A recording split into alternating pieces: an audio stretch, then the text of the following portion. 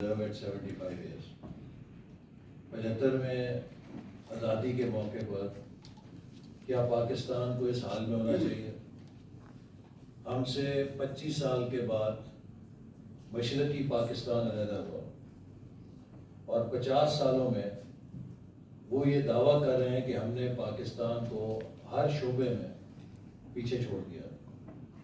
بھارت جو ہم سے کافی پیچھے تھا 1999 2000 تک، اس نے بھی ہمیں اوورٹیک کر لیا۔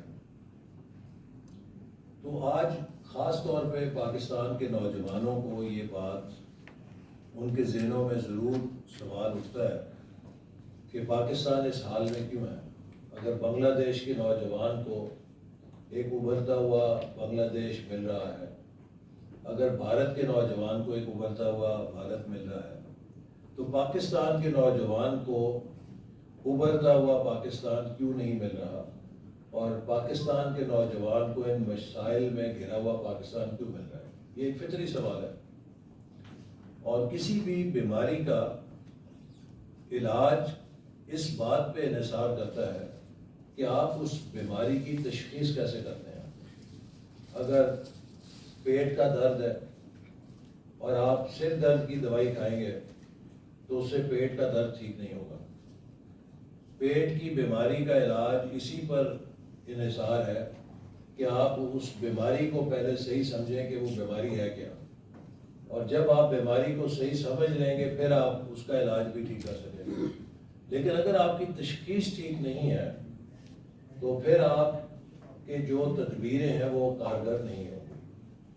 تو آج میں بھی پرسنلی بہت ایک زخم خوردہ انسان ہوں، اس لیے کہ آج سے 25 سال پہلے جب میں پہلی دفعہ حکومت میں شامل ہوا 1997 میں، تو وہ پاکستان کی 50ویں سالگرہ تھی اور میں بہت پرجوش تھا، چونکہ میں ایک جذبے کے تحت حکومت میں پبلک آفس میں آیا تھا اور ایک تعلیم کا پس منظر رکھتا تھا۔ تو میری سوچ یہ تھی کہ اگر میں ایک اچھی تعلیم کے ساتھ آیا ہوں تو مجھے ملک کے لیے کچھ اچھا کرنا چاہیے۔ تو اس وقت ہم نے حکومت میں پاکستان کی ترقی کے لیے ویژن 2010 کا منصوبہ بنایا 1997 میں۔ لیکن 2 سال بعد مارشاء اللہ لگا تو مارشاء اللہ نے وہ منصوبہ اٹھا کے غلطی کی ٹوکری میں پھینک دیا اور وہ ساری محنت بیکار گئی، اور نتیجہ یہ ہوا کہ ہم پھر بھول بھلیوں میں چلے گئے۔ اور ہم نے بہت واضح طور پہ نشاندہی کی تھی کہ اگر پاکستان میں انرجی کے شعبے میں مزید سرمایہ کاری نہیں کی گئی تو 2006 کے بعد ہم لوڈ شیڈنگ کا شکار ہو گئے۔ اور وہی ہوا کہ جب ہم نے اپنا لانگ ٹرم پلان چھوڑ دیا اور کسی نے توجہ نہیں کی تو 2006 کے بعد پاکستان میں لوڈ شیڈنگ بڑھنا شروع ہوئی، اور 2013 میں جب ہم حکومت میں دوبارہ آئے تو یہ 16 سے 18 گھنٹے تک پہنچ چکی تھی۔ 2013 میں جب دوبارہ حکومت ملی تو ایک بار پھر کمر کسی کہ ملک کے لیے کچھ اچھا کرنا چاہیے، تو ویژن 2025 بنایا کہ ہم 2025 تک پاکستان کو ٹاپ 25 اکانومیز میں لے جائیں گے۔ اور جب ہم نے وہ منصوبہ بنایا تو جو اس وقت کے سقراط اور بقراط تھے وہ یہ سوال کرتے تھے کہ جس ملک میں بجلی نہیں، لا اینڈ آرڈر نہیں، آپ وہاں پر کیسے یہ کہہ سکتے ہیں کہ یہ ملک ٹاپ 25 اکانومیز میں 10-12 سال میں چلا جائے گا؟ لیکن الحمدللہ ہم نے نیک نیتی کے ساتھ کوشش کی، سی پیک کا منصوبہ کامیاب کیا، لا اینڈ آرڈر کی چیلنجز کا سامنا کیا، نیشنل ایکشن پلان شروع کیا، اور پھر اللہ تعالیٰ نے امن بھی دیا اور ملک کی ترقی کا پہیہ بھی چالو کیا۔ اور 2017 میں پرائس واٹر ہاؤس کوپرز نے جو دنیا کی پروجیکشن دی اس میں یہ واضح طور پہ لکھا کہ اگر پاکستان اسی رفتار سے چلا تو 2030 تک دنیا کی پہلی 20 معیشتوں میں شامل ہو جائے گا۔ تو وہ ایک لحاظ سے ہماری ویلیڈیشن تھی، جو ہم 2025 تک ٹاپ 25 اکانومیز کہہ رہے تھے، تو جب پرائس واٹر ہاؤس نے یہ کہا کہ 2030 تک ٹاپ 20 اکانومیز میں آ جائیں گے، تو ایکچولی دے ور ویلیڈیٹنگ جو ہم نے بات کی تھی اس کے مطابق ہم جا رہے ہیں. لیکن پھر 2018 میں ہمیں سونامی نے ہٹ کر دیا، اور جب سونامی سے ہم ہٹ ہوئے تو پھر پاکستان ڈی ٹریک ہو گیا، اور 4 سال ملک کے اندر ڈیولپمنٹ کا کوئی پلان نہیں تھا. نہ 5 سالہ منصوبہ تھا، نہ لانگ ٹرم پلان تھا، اور نہ کوئی شارٹ ٹرم پلان تھا. ہم سٹیٹس کو کے اوپر اس ملک کو چلاتے رہے. نتیجہ یہ ہے کہ آج جب ہم حکومت میں آئے ہیں تو حالات اتنے گمبھیر ملے ہیں کہ بہت سے لوگ یہ سوال کر رہے ہیں کہ آپ حکومت میں آئے کیوں ہیں، آپ کو شاید حکومت نہیں لینی چاہیے تھی. لیکن اس سوال کا جواب اتنا آسان نہیں ہے. ہم حکومت میں کیوں آئے یہ بات میں بعد میں بتاؤں گا. لیکن پاکستان ہمیں کس حال میں ملا ہے اس کی حقیقت آپ اس سے جانیے کہ 2018 میں جب میں نے یہ وزارت چھوڑی تو پاکستان کا ڈیولپمنٹ بجٹ تقریباً 1000 ارب پہ تھا. اب جب میں دوبارہ اپریل 2022 میں اس وزارت میں داخل ہوا تو وہ ترقیاتی بجٹ سکڑ کر 550 ارب رہ چکا تھا. 4 سالوں میں تو توقع ہونی چاہیے تھی کہ 1000 ارب سے یہ بجٹ بڑھ کے 1800 یا 2000 ارب ہوتا، لیکن 4 سالوں میں وہ سکڑ کر 550 ارب ہو گیا. اور اس میں بھی حالات یہ ہوئے کہ جو آخری کوارٹر ہے اپریل مئی اور جون آخری سہ-ماہی، اس کے اندر وزارت خزانہ نے 0 ریلیز کی. انہوں نے کہا کہ ہمیں آخری سہ-ماہی کی قسط جو ترقیاتی بجٹ کی ہے اسے جاری کرنے کے لیے خزانے میں پیسہ نہیں ہے. تو ورچولی خالی خزانہ ہمیں ملا، ورنہ یہ نوبت اس وقت بھی نہیں آئی تھی جب پاکستان میں ایٹمی دھماکے کر کے دنیا کی پابندیوں کا سامنا کیا تھا. اس وقت بھی کم از کم ہمارا خزانہ اتنا تھا کہ ہم نے پورے سال کا ڈیولپمنٹ بجٹ چلایا تھا. اور اسی طرح جب 2018 میں ہم نے حکومت چھوڑی تو ہمارے بعد میں آنے والی حکومت نے پورے سال اپنا ڈیولپمنٹ بجٹ چلایا. لیکن ہم جب حکومت میں آئے تو ہمیں معیشت اس حال میں ملی ہے کہ آخری کوارٹر کے لیے اپریل مئی جون کے لیے 0 ریلیز. تو یہ ایک فیکٹ ہی ان دعووں کی نفی کرنے کے لیے کافی ہے کہ جو پچھلی حکومت کے ترجمان یہ کہتے ہیں کہ ہم نے ملک میں بڑے 4 چاند لگا کے ملک کو چھوڑا ہے. کہ اگر ان کے 4 چاند تھے تو پھر ملک میں اتنی سخت کیوں نہیں تھی کہ وہ آخری کوارٹر میں بھی اپنی ریلیز جاری کر سکتا.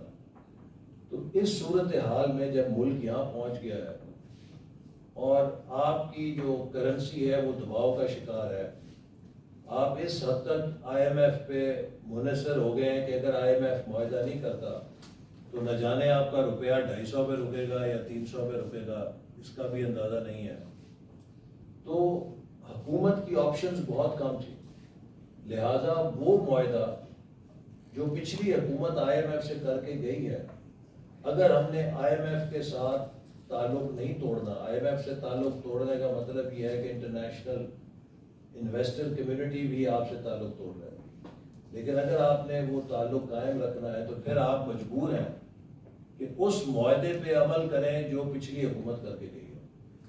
تو آج اس آئی ایم ایف کے معاہدے کے تحت جو اقدامات ہم اٹھا رہے ہیں یہ وہ اقدامات ہیں کہ جو پچھلی حکومت آئی ایم ایف کو تحریری طور پہ لکھ کے دے کے گئی ہے، اور وہ ہمارے سامنے پیش کر رہے ہیں کہ ہمیں یہ نہیں پتا کہ حفیظ شیخ کون تھا، ہمیں یہ نہیں پتا شوکت ترین کون تھا، ہمیں یہ پتا ہے کہ یہ معاہدہ حکومت پاکستان نے کیا.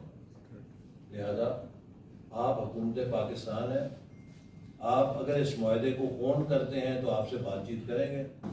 اگر آپ اس معاہدے کو اون نہیں کرتے تو پھر کوئی بات چیت نہیں.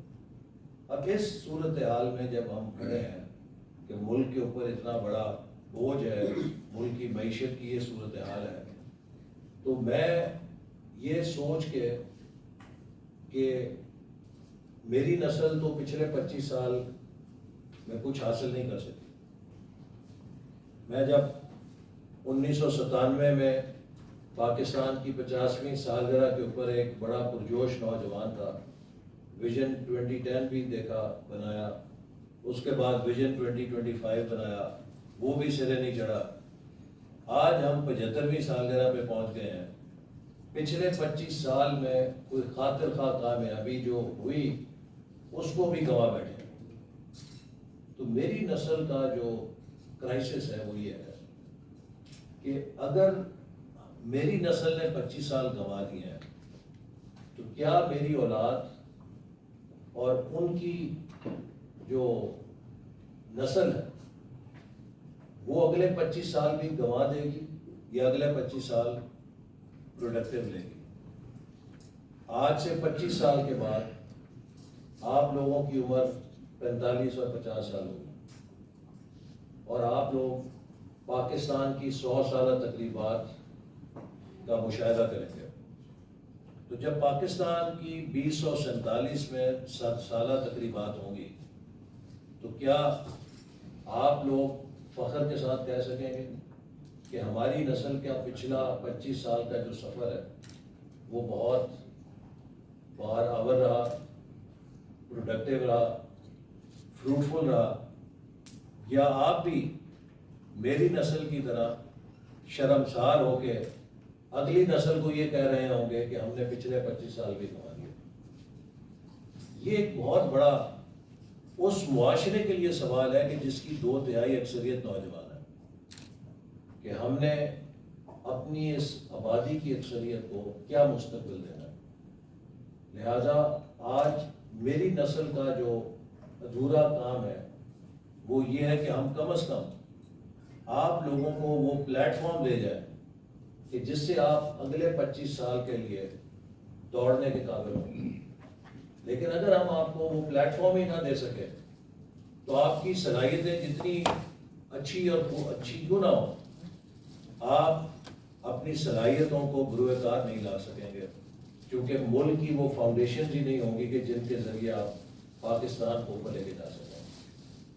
تو اس لیے جو ہماری کل کی کانفرنس ہے اس کا بنیادی مقصد یہی ہے کہ ہم ملک کو جلد از جلد کیسے ٹرن اراؤنڈ کر سکتے ہیں, اس کو کیسے مستحکم کر سکتے ہیں, کیسے پاکستان کو وہ بنیاد دے سکتے ہیں کہ جس سے پاکستان کی نوجوان نسل اگلے 25 سالوں میں ایک تیز دوڑ کے ذریعے ملک کو قابل فخر ترقی کے ذریعے اس مقام پہ لے جائے کہ جہاں ہم جب 100 سالہ تقریبات منائیں تو آپ لوگ فخر سے کہہ سکیں کہ ہم نے کوئی کامیاب اپنا سفر مکمل کیا ہے, ہم نے اپنے ملک کے لیے وہ مقام حاصل کیا جو وہ ڈیزرو کرتا ہے. تو اس لیے اس وقت اگر ہم نے اس سفر کا آغاز کرنا ہے تو ہمیں یکجہتی کی ضرورت ہے, ہمیں ملک کو جوڑنے کی ضرورت ہے. جب کوئی کشتی کسی طوفان میں گر جاتی ہے, اس طوفان کے اندر اگر اس کشتی کے سوار ایک دوسرے کے ساتھ جھگڑیں گے تو اس کشتی کو ڈوبنے کے لیے کسی کی سازش کی ضرورت نہیں ہے, وہ کشتی خود ہی اس لڑائی کے نتیجے میں ڈوب جائے گی. لیکن جب کوئی کشتی کسی طوفان میں ہوتی ہے تو اس وقت سارے مسافروں کو لڑائی جھگڑا چھوڑ کر اس کشتی کو بچانے کے لیے اپنے حصے کا چپو چلانا پڑتا ہے اور ایک ٹیم بن کے چلانا پڑتا ہے, تاکہ 4 لوگوں کی طاقت 6 کی بن جائے, 6 کی طاقت 10 کی بن جائے, 10 کی طاقت 20 کی بن جائے. اس صورت میں وہ کشتی طوفان سے ساحل یا منزل پہ جا سکتی ہے. تو آج پاکستان میں بھی ہمیں قوم کو ایک ٹیم کی صورت میں یکجا کرنا ہے, اور ہم نے اسی لیے اس کانفرنس کے ذریعے چیمپئنز آف ریفارم کا ایک پروگرام لانچ کیا ہے, جس کا مقصد ہے کہ ہر شعبے میں جو پاکستان کے مایہ ناز دماغ ہیں, ٹاپ ٹیلنٹ ہے, اسے یکجا کیا جائے اور اس کے ساتھ ایک پارٹنرشپ کی جائے. آج الحمدللہ پاکستان کا ٹیلنٹ پوری دنیا میں اپنے جوہر بھی دکھا رہا ہے اور خود کو منوا رہا ہے. اگر ہم ان سب لوگوں کو نیٹ ورک کر دیں، ان کو ایک ٹیم بنا دیں، تو ایک بہت بڑی قوت ہے کہ جو پاکستان کو مل سکتی ہے۔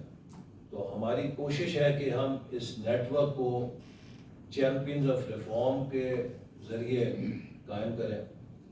اور دوسری جو اہم اس میں ایک حکمت ہے وہ یہ ہے کہ اگر ہم پاکستانی قوم کو اس پورے ایجنڈے کی اونرشپ دے دیں گے، جو پاکستان کے بحالی کا سفر ہے، پاکستان کی ترقی کا سفر ہے، اس کے ایجنڈے کی اگر اونرشپ قوم کی طرف منتقل ہو جائے گی، وہ حکومت کے دفتروں سے باہر چلی جائے گی، تو کل کو اگر کوئی سیاسی تبدیلی آئے گی تو یہ قوم پھر اگلی حکومت سے اس ایجنڈے کو پورا کروائے گی، اس میں کنٹینیوٹی رکھے گی۔ تو یہ وہ بنیادی مقاصد ہیں کہ ہم لوگوں کو تقریباً 35 شعبوں میں اکٹھا کیا ہے۔ اس میں انڈسٹری کے لوگ ہیں، اس میں اکیڈیمیا کے لوگ ہیں، سول سوسائٹی کے لوگ ہیں، حکومت کے نمائندے لوگ ہیں، اور ہم 35 شعبوں کے اندر ایک ریفارم ایجنڈا مرتب کریں گے کہ مختلف شعبوں میں کم از کم 3 سے 4 ایسی باتوں پر اتفاق ہو کہ جو اگلے 1 سال میں ہم اگر کریں تو اس سے اس شعبے کے اندر بہتری آ سکتی ہے۔ تو ایک نیشنل ریفارم ایجنڈا بنے گا، اور اس کے ذریعے ہم کوشش کریں گے کہ ملک کی جو بحالی کا عمل ہے، معیشت کی بحالی کا عمل ہے، ملک کی اوور آل بحالی کا عمل ہے، اسے تیز تر کیا جا سکے۔ دوسرا، جیسے میں نے کہا کہ اس سے ہم ایک ایسا نیٹ ورک بھی بنانے کی کوشش کریں گے کہ جس سے پاکستان کی ترقی کا جو منصوبہ یا پروگرام ہے، اس کی عوام کے اندر اونرشپ چلی جائے، تاکہ عوام اس کی نگرانی بھی کریں اور اس کی کنٹینیوٹی کو بھی یقینی بنائیں۔ آخر میں آپ کو یہ ضرور کہنا چاہتا ہوں کہ میرے پچھلی ایک تقریر تھی جس کو پی ٹی آئی والوں نے مس کنسٹرو کر کے کہا کہ شاید میں نے کرپشن کو ڈیفینڈ کیا۔ میں نے یہ سوال اٹھایا تھا کہ ہمیں جس طرح عمران خان صاحب یہ فرماتے ہیں کہ پاکستان میں سب چور ہیں، سب ڈاکو ہیں، تو پہلی بات یہ ہے کہ پاکستانی قوم اتنی ہی کرپٹ ہے جتنی ہمارے خطے کی کوئی اور قوم کرپٹ ہے، اور ہم اتنے ہی نیک ہیں جتنی ہمارے خطے کی کوئی اور قوم نیک ہے۔ We are a normal nation. جب آپ کسی قوم کو چور ڈاکو کہتے ہیں تو اس قوم کی سیلف اسٹیم کو آپ تباہ کر دیتے ہیں۔ وہ قوم اپنے سیلف امیج کھو دیتی ہے، وہ سمجھتی ہے کہ ہم میں ہر کوئی چور اور ڈاکو ہے۔ ہم اتنے ہی چور ڈاکو ہیں جتنی کوئی اور قوم چور ڈاکو ہے، اور اتنے ہم نیک بھی ہیں جتنی کوئی اور قوم نیک ہے۔ We are a normal nation. لیکن ایک پولیٹیکل ایجنڈے کی خاطر ہر کسی میں یہ شک اور شبہ پیدا کرنا کہ اس قوم کا ہر فرد، اس قوم کا میرے علاوہ ہر کوئی چور ہے، ڈاکو ہے، وہ پیدا کرنے سے قوم کی جو ایک مجموعی سیلف امیج ہے وہ تباہ ہو جاتی ہے۔ تو میں نے یہ سوال کیا تھا کہ اگر خان صاحب یہ کہتے ہیں کہ ہم کرپشن کی وجہ سے پیچھے رہ گئے ہیں، تو پھر اس بات کا کیا جواب ہے کہ وہ ملک ہمارے خطے میں جہاں ہم سے زیادہ کرپشن ہے، انہیں تو پھر ہم سے بہت پیچھے ہونا چاہیے تھا، وہ ہم سے آگے کیوں نکل گئے؟ بنگلہ دیش اور انڈیا ہم سے کیوں آگے نکل گئے؟ تو اصل بات یہ ہے کہ ہمیں کرپشن قابل نفرت ہے، قابل مذمت ہے، اور اس کی ہر قیمت پہ بے خونی ہونی چاہیے۔ لیکن پاکستان کو 75 سال میں کرپشن سے زیادہ ایک چیز نے نقصان پہنچایا، وہ political uncertainty and lack of continuity of policies تھی۔ آپ دنیا میں کسی ملک کو ایک مثال انسانی تاریخ میں نہیں بتا سکتے کہ جہاں کسی ملک نے سیاسی عدم استحکام اور پالیسیوں کے عدم تسلسل کے ساتھ ترقی کی۔ آپ پاکستان سے جتنے چور ہیں، ڈاکو ہیں، ان سب کو بحر عرب میں پھینک دیں، اور جتنے دنیا کے حاجی، نمازی، ایماندار ہیں وہ سارے پاکستان میں لے آئیں۔ لیکن اگر پولیٹیکل انسٹیبلٹی ہوگی اور اگر پالیسیز میں استحکام اور تسلسل نہیں ہوگا تو ملک وہیں کا وہیں کھڑا ہوگا۔ تو اصل بات جو سمجھنے کی ہے کہ اگر ہم نے ترقی کرنی ہے تو ہمیں اسٹیبلٹی کی ضرورت ہے، ہمیں ساؤنڈ پالیسیز کی، اچھی پالیسیوں کی ضرورت ہے، اور ان اچھی پالیسیوں کے تسلسل کی ضرورت ہے۔ اور اگر ہم تیز رفتاری سے ترقی کریں گے تو وہ ترقی جو ہے وہ سب سے بڑا تریاق ہے کرپشن کا، کیونکہ جب معاشرے میں خوشحالی آتی ہے تو عوام کی طاقت سوال پوچھنے کی اس میں اضافہ ہوتا ہے، جو آپ کے ادارے ہیں وہ مضبوط ہوتے ہیں۔ تو لہذا ہمیں بھی اپنی ترقی کے اوپر فوکس رکھنے کے لیے کرپشن کو بھی ختم کرنا ہے، لیکن کرپشن سے زیادہ ہم نے ملک کے سیاسی استحکام کو اور پالیسیز کے تسلسل کو، گڈ پالیسیز کے تسلسل کو یقینی بنانا ہے۔ تو اس سے ہم پھر آگے بڑھیں گے۔ 75 سال میں ہماری ناکامی جو رہی ہے دوسرے ملکوں کے مقابلے میں، اس کی بڑی وجہ ہماری پولیٹیکل ہسٹری، اس کی انسٹیبلٹی اور بار بار پالیسیز کا یو ٹرن رہا ہے۔ ایک حکومت آتی ہے، ایک منصوبہ شروع کرتی ہے، دوسری اس کو ریورس کر دیتی ہے۔ ایک حکومت ایک پالیسی شروع کرتی ہے، اگلی آ کے اس کو باہر پھینک دیتی ہے۔ تو پالیسی جو ہے یہ نتیجہ دیتی ہے کم از کم 10 سال کے تسلسل سے۔ آپ پروگرام یا پروجیکٹ 3 سال یا 5 سال میں مکمل کر سکتے ہیں۔ پالیسی جو ہے یا ریفارم جو ہے اس کا اثر آتا ہے، آج آپ بیج لگائیں گے تو اس کے 8 سے 10 سال کے بعد۔ لہٰذا اگر اس میں تسلسل نہیں ہے تو آپ کتنی اچھی ریفارم کریں، کتنی اچھی پالیسی بنائیں، وہ کبھی نتیجہ خیز نہیں ہوگی، وہ کبھی پھل نہیں دے گی آپ کو۔ تو لہٰذا ہمیں ایک اکنامک نیشن بن کے سوچنا ہے۔ جن ملکوں سے ہمارا مقابلہ ہے وہاں پر ہیجان بازی سے کام نہیں لیا جاتا۔ جو کوئی ہیجان پیدا کرتا ہے اور لوگوں کو ڈیماگوگری کی طرف لے کے جاتا ہے، وہ اس معاشرے کو تباہی کی طرف لے کے جاتا ہے۔ ہمیں ایک دوسرے سے اختلاف کرنے کا حق ہے اور کرنا چاہیے، یہی پلورلزم کی علامت ہے۔ لیکن وہ اختلاف اگر ہم میں نفرت پیدا کرتا ہے تو پھر ہم کسی اور راستے پہ جا رہے ہیں، جمہوریت کے راستے پہ نہیں جا رہے ہیں۔ کیونکہ جمہوریت کا مطلب یہ ہے کہ ہم ایک دوسرے کے حق کے اختلاف کو تسلیم کریں، اور یہ تسلیم کریں کہ کسی اور شخص کی رائے مجھ سے جدا ہو سکتی ہے، لیکن وہ اتنا ہی پاکستانی ہوگا جتنا میں محب وطن ہوں۔ ضروری نہیں ہے کہ جو میری بات نہیں مانتا اور جو مجھ طرح نہیں سوچتا تو لہذا اس کی محب وطنی جو ہے، حب الوطنی جو ہے وہ شعبے میں پڑ گئی ہے، اس کا دین جو ہے وہ شعبے میں پڑ گیا ہے۔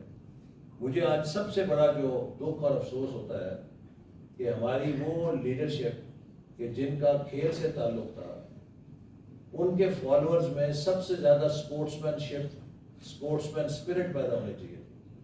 لیکن آج میں سوشل میڈیا پہ دیکھتا ہوں کہ ان کے کئی فالوورز کہ جو دنیا میں بڑی بڑی پی ایچ ڈیاں کر رہے ہیں باہر جا کے یونیورسٹیوں میں، لیکن ان کے اندر مکالمے کی صلاحیت میرے حلقے کے ایک ان پڑھ دیہاتی سے بھی کم ہے۔ ان کے اندر اختلافی بات سننے کی صلاحیت میرے کسی دیہاتی علاقے کے ایک ان پڑھ نوجوان سے بھی کم ہے۔ وہ بھی شاید زیادہ تحمل کے ساتھ بات سنتا ہے، لیکن یہ بڑی بڑی ڈگریوں والے پڑھے لکھے جو ہیں ان کو انتہا پسند بنا دیا گیا ہے کہ وہ گالی گلوچ کے علاوہ بات کیوں نہیں کرتے۔ تو یہ تو this is not democracy, this is fascism, کہ جب آپ یہ سمجھیں کہ میری رائے کے علاوہ کوئی اور بات درست ہو نہیں سکتی تو پھر تو آپ ایک فیشسٹ سوچ کے علامت ہو گئے ہیں۔ تو ہمیں ایک دوسرے کے ساتھ اختلاف رکھنا چاہیے، کرنا چاہیے، لیکن اس کو اس دائرے میں رکھنا چاہیے کہ جیسی میری رائے رکھنے کی صلاحیت اور حق ہے، ایسے ہی دوسرے شخص کا بھی رائے رکھنے کا حق اور اس کی ضرورت ہے، اور ہو سکتا ہے کہ ہم دونوں سچے ہوں۔ اور میں اکثر وہ مثال دیتا ہوں نابیناؤں اور ہاتھی کی، کہ وہ 4 نابینا ایک ہاتھی کو چھوئے اور جس نے اس کی ٹانگ کو ہاتھ لگایا اس نے کہا کہ ہاتھی تو ایک ستون جیسا جانور ہے، جس نے اس کے پیٹ کو ہاتھ لگایا اس نے کہا یہ تو ایک چٹان ہے، جس نے اس کے کان کو ہاتھ لگایا اس نے کہا ہاتھی تو بڑا نرم و گداز جانور ہے، اور جس نے اس کی سونڈ کو ہاتھ لگایا اس نے کہا ہاتھی تو ایک سانپ جیسا جانور ہے۔ اب چاروں سچ بات کر رہے تھے، ان میں جھوٹا تو کوئی نہیں تھا، لیکن چاروں کی بات مختلف تھی۔ کیوں؟ وہ ان کے اپنے مشاہدے کے مطابق تھی، ہر کسی کا مشاہدہ ایک ہی حقیقت کا فرق تھا۔ تو ہو سکتا ہے کہ ہم بھی ایک حقیقت کو مختلف مشاہدے سے پہچانے اور مختلف رائے پہ پہنچے، لیکن وہ رائے کا اختلاف جو ہے وہ اس حقیقت کو تبدیل نہیں کرتا کہ جو اصل حقیقت ہے وہ ہم سب کے مجموعے کا ایک حصہ ہے. تو لہٰذا اسی سوچ کے تحت میں سمجھتا ہوں کہ آج کے نوجوانوں کو، آپ لوگ انفلوئنسرز ہیں، سوشل میڈیا پہ ایکٹیو ہیں، تو آپ کو نوجوانوں میں اس سوچ کو پروموٹ کرنا چاہیے اور ملک کے لیے جو ایک صحت مند ڈبیٹ ہے اسے پروموٹ کرنا چاہیے. اور اسی حوالے سے جو ہمارا ٹرن اراؤنڈ پاکستان کا جو ایونٹ ہے وہ بھی ایک پلیٹ فارم مہیا کر رہا ہے کہ جہاں پہ ملک کے بہترین دماغ اذہان آ کے ملک کی ترقی کے لیے سوچیں گے اور اس سے جو ان کی تجاویز سے رہنمائی ہمیں حاصل ہوگی، ہم انشاءاللہ تعالیٰ پوری تندہی سے اس پہ عمل درآمد کریں گے. تو یہ ہمارے اس ایونٹ کا مقصد ہے، پس منظر ہے. تو اس کے حوالے سے اب آپ کی کوئی سوال جواب ہو تو I'll be happy to answer. بسم اللہ الرحمن الرحیم. میرا نام ارسلان جاوید ہے اور میں grana.com میں ایڈیٹر ہوں. بسم اللہ الرحمن الرحیم. میرا نام زین صادق ہے اور میں ملتان سے ہوں. PP 213 سے جنرل سیکرٹری مدر کالج. السلام علیکم. میرا نام ساجد رضا ہے سر. میں سوشل میڈیا ٹیم میں